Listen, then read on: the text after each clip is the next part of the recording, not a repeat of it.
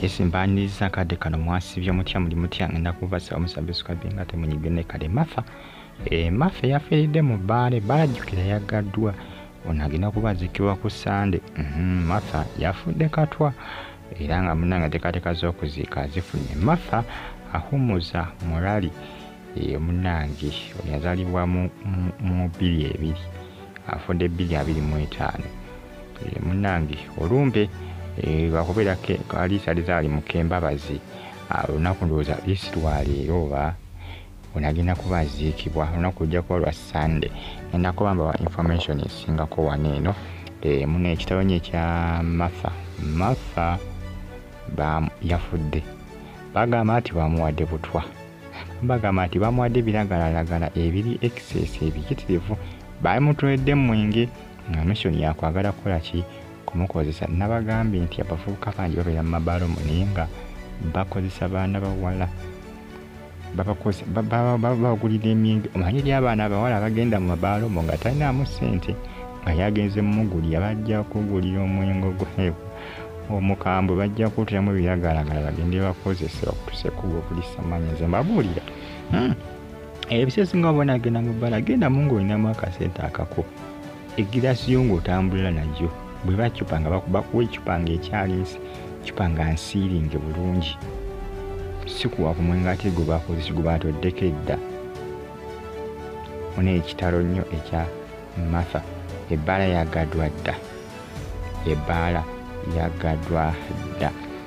era nga muna nabina kubaziikibwa Mbalala Nyalubanga Mbalala yagenda okuba nga aziikibwa Martha ahumuza mulali kitalo nnyo ekya Martha bitalo nnyo bambi ku saidi eyo abafamile abakulu n'ab'emikwano bitalo nnyo ku saidi eyo muna ebyo bwatyo bwafudde Martha naye nga poliisi ekyalina maaso okuba nga eroonyereza Martha kiki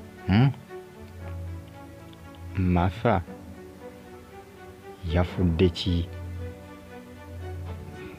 yafudde ki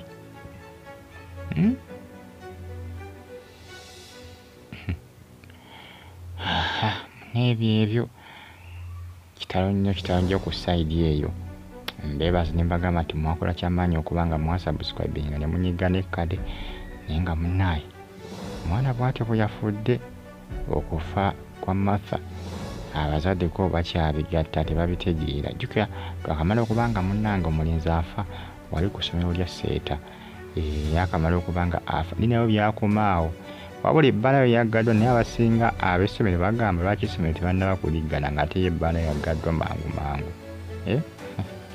bali mu kukyebuuza bagamba lwaki tennaggalwa n'ebyo mbeebase ne bagamba nti mwakola kyamaanyi okuba nga mwasubscribing ndowooza Martha afudde alina emyaka 24 wa 2 agiwezezza bamuzala nga 13 mu Gwokubiri 22 afudde ennaku z'emwezi 2 gwakusala 2025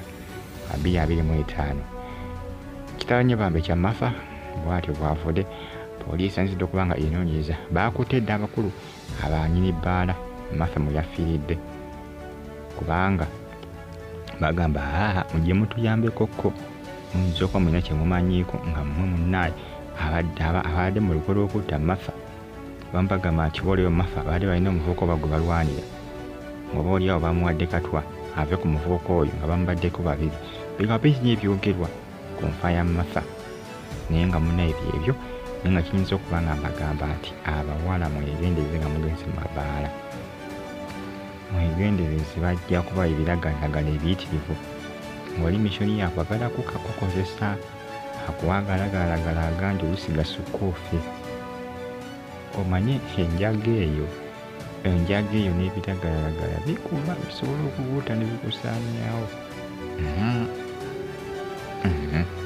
bamagya nabawa emyenge nagabanguliriyo agiraasi bwagula akalekaawo nagalaale lwaki otambula n'egiraasi yo ng'oguza omwenge Lwaki?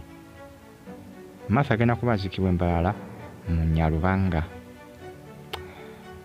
N'ekitalo nnyo ku sayidi eyo, kitalo nnyo. Bw'ati bwe yafudde.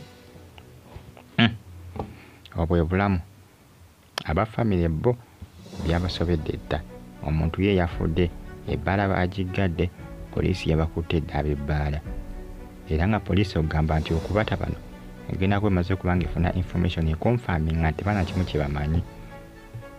Ate ng'efunye information n'agiyambako w'olina okuba ng'etandikira, kubanga ab'ebbaala bwe balina ofa okulaba nga bakola ki, bayambako poliisi okufuna weetandikira. Obuba butambi bwa CCTV kamera bwalikodingiddwa ku olwo olunaku babuggyeyo, kubanga waliwo akatambi akaddi ka TV nga kalaga Martha nga bamutwala mu kisenge eyo, ndowooza nga bimukubye nga n'atera ndowooza okufa. Baamuggya katebe mu bbaala bamutwala, balina kalumu ke baamututtemu, ndowooza eyo gye yafiiridde. Ndowooza katambi ako poliisi egamba tegenda kubitandikira awo. Bw'oba butwa ani abumuteereddemu? CCTV kamera teziriwo mu bbaala za likodinze biki?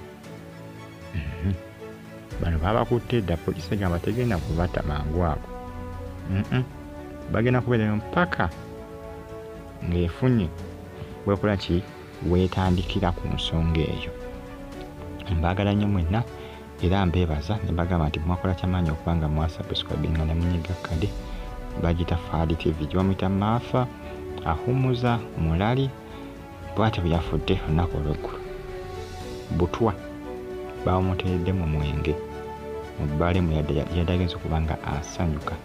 Tunakonfaminga nti kale nti oba butwa, naye nga bwetegereze bulungi bagamba nti bwandiba obutwa oba ebiragalalagala nga byabadde binyika. Waliwo yabikoze ki? Yabimuyiridde mu mwenge.